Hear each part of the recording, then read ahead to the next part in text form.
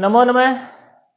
स्वागत है आपका एक बार पुनः अपने संस्कृत व्याकरण के यूट्यूब चैनल पे। और आज के क्लास में हम पढ़ेंगे सूत्र अतो अम। ठीक है, छोटा सा सूत्र है, 4 अक्षरों का ये सूत्र है अतो अम। क्या काम करता है, कहाँ काम करता है, क्या क्या शर्तें होती है इसकी, सभी की जानकारी आज की इस क्लास में। ठीक है, सबसे पहले अगर हम सूत्र का पदच्छेद यहाँ पे करते हैं तो हमारे पास 2 तरह के शब्द निकल के आते हैं। एक तो आता है अत और एक आता है अम। ठीक है, दोनों का ही हम अर्थ यहाँ पे समझते हैं। अत का मतलब क्या होता है, देखो अत और अम 2 शब्द है यहाँ पे। अत का मतलब अकारांत, ऐसा शब्द रूप जो अकारांत हो। ठीक है, ऐसा शब्द रूप जिसके अंत में ए हो, है ना। और कौन सा, नपुंसक, वो शब्द जो है ना नपुंसक लिंग में होना चाहिए। ठीक है, नपुंसक लिंग का शब्द होना चाहिए। नपुंसक लिंग का वह शब्द जो अकारांत होता है उसको अम आदेश होगा। अम आदेश होगा किसको, अभी यहाँ पे फिक्स जो है ना कंफर्म नहीं है कहाँ यह आदेश करता है, किसको आदेश करता है, उसके लिए हम पढ़ेंगे वृत्ति को। इतना सा हमें पता हो गया है कि एक तो नपुंसक लिंग के अकारांत शब्दों में ये काम करता है। ठीक है, और वहां पर ये अम आदेश करता है। इसके लिए हम पढ़ेंगे, देखो अतो अंगात।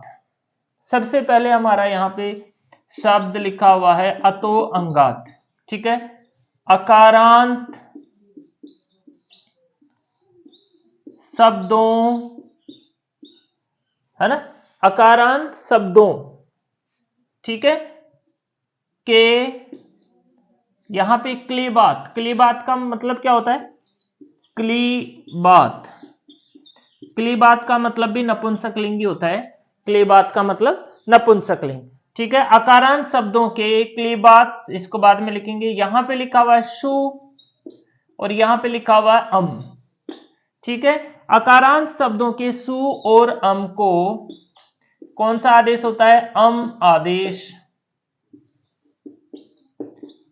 होगा नपुंसक लिंग में। ठीक है, नपुंसक जो शब्द होंगे उन शब्दों में जो है सु को और अम को अम आदेश होगा। ठीक है, अभी यहाँ पे जो अम आदेश होगा वो किसको होगा, एक तो सु को और एक अम को।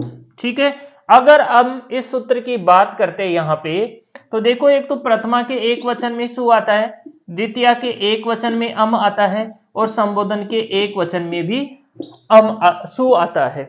2 जगह सु आते हैं, 1 जगह अम आता है। ठीक है, तो ये इसके स्थान पर भी अम आदेश कर देगा, इसके स्थान पर भी अम आदेश कर देगा और इसके स्थान पर भी अम आदेश कर देगा। तीनों जगह ये सु को और अम को अम आदेश होगा। अम का तो कुछ नहीं बिगड़ा, यहाँ पे अम का तो अम ही हुआ, लेकिन यहाँ पे सु का काफी कुछ बिगड़ गया है। सु की पूरी दशा ही ये सूत्र चेंज कर देता है। जहां जहां पर मतलब कि ऐसे शब्द रूप होते हैं जो नपुंसक लिंग के अंदर अकारांत होते हैं, जैसे कि अगर हम आगे बात करें तो हम ज्ञान शब्द पढ़ेंगे। ज्ञान शब्द नपुंसक लिंग के अंदर अकारांत शब्द होता है, तो जब ज्ञान से हम सु प्रत्यय करेंगे या फिर अम प्रत्यय करेंगे या संबोधन के एक वचन में सु प्रत्यय करेंगे तो उन सभी की जगह कौन सा आदेश ये सूत्र कर देगा, अम और अम हो जाएगा। तो यहां पर सूत्र अमी पूर्व है आ जाएगा। जहां जहां पर अम होता है वहां वहां पे अमी पूर्व से पूर्व रूप हो जाता है और इनमें रूप बनेंगे ऐसे ज्ञानम। ठीक है, ज्ञानम ज्ञानी ज्ञानानी, ज्ञानम ज्ञानी ज्ञानानी, ऐसे प्रथमा द्वितीय और संबोधन के एक वचन में रूप बनने वाला होता है यहाँ पर ज्ञानम। ये था अपना अतो अम सूत्र। सीधा सा अगर हम इसका मतलब समझते हैं तो ये सूत्र क्या काम करता है, सु को, अम को और एक और सु को, संबोधन के एक वचन की बात करें तो तीनों को ये अम आदेश कर देता है। अकारांत शब्दों में ए अंत में होना चाहिए।